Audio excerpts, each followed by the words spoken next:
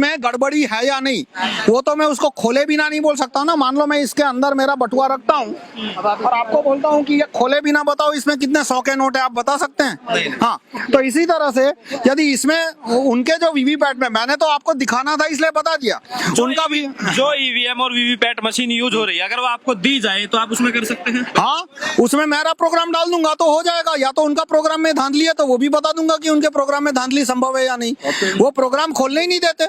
जब सरकार ने जो इलेक्शन कमीशन है, जब प्रोग्राम नहीं, उन्होंने बुलाया था, चैलेंज किया था हैकाथन, जोकाथन, तब उन्होंने क्या कहा था कि हम खोल के प्रोग्राम नहीं चेक करने देंगे। तो इसमें यदि मैं प्रोग्राम बनाऊंगा तो आप मैनिपुलेट नहीं कर पाओगे, क्योंकि इसमें मैं पासवर्ड रखना होगा। देखिए, मैं इसमें पासवर्ड रखूंगा तो जिसको पासवर्ड पता है वही इसको मैनिपुलेट कर पाएगा। जैसे मान लो आप अपने मोबाइल पे हॉटस्पॉट बनाते हैं, ठीक है, तो जिसको पासवर्ड नहीं पता वो आपके मोबाइल का हॉटस्पॉट से कनेक्ट कर सकता है? ठीक है सर, नहीं, बताइए ना पहले।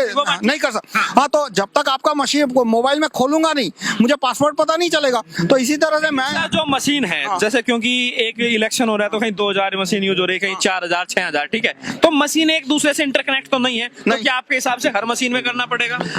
प्रोग्राम फैक्ट्री में एक ही 2 या 3 फैक्ट्रियां पूरे भारत में जहां 10 लाख वीवीपैट बनते हैं। प्रोग्राम में जब वीवीपैट का प्रोग्राम बना तब मेरा वाला प्रोग्राम डाल दीजिए, या तो ट्रक में बदल दीजिए, कहीं भी इलेक्शन एक मशीन में करना पड़ेगा ना।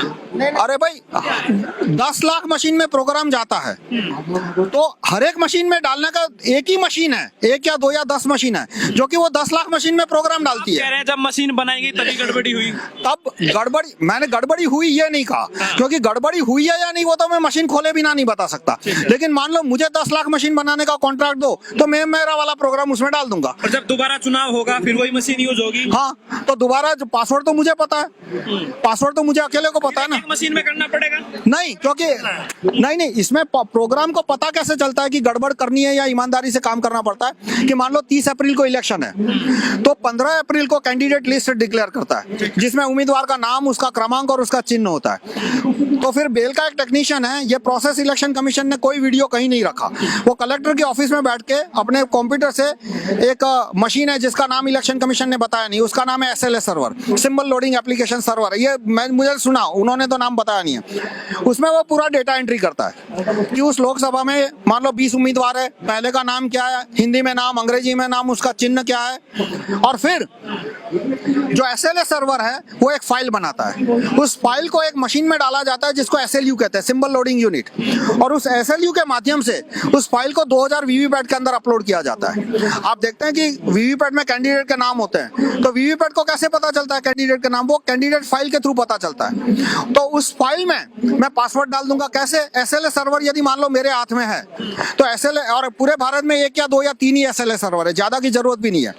तो SLA सर्वर में मैंने पासवर्ड डाल दिया, यानी ये मशीन क्या करेगा कि यदि पासवर्ड नहीं है कैंडिडेट फाइल में तो ईमानदारी से काम करेगा, यानी टेस्टिंग के टाइम पकड़ा नहीं जाएगा।